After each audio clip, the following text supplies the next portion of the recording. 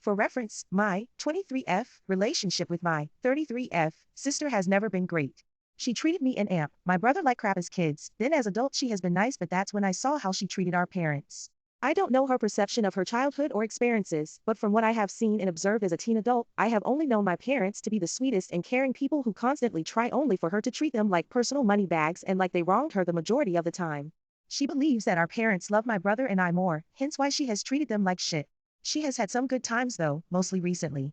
Her husband has mostly been the problem now. My mom is planning her baby shower and asked about the list so she could send out invitations. When her and her 33M husband, randomly said it would be 60 people, she asked how that would work because the place they had told his mom to rent only fit 35. When she said this, she received back extreme attitude, ungratefulness, and demeaning comments. The comments were phrases such as, well, this is how it's gotta be, we told you from the beginning, well, we said it was going to be co-ed at from the beginning.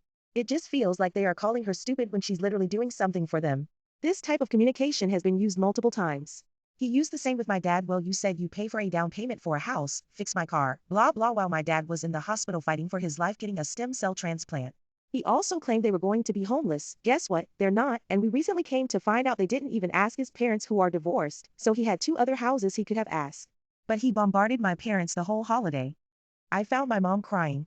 We are dealing with the grief of my father's death, only 2 years after my brother's death, and he is being snarky. So I told them that they could not speak to her that way.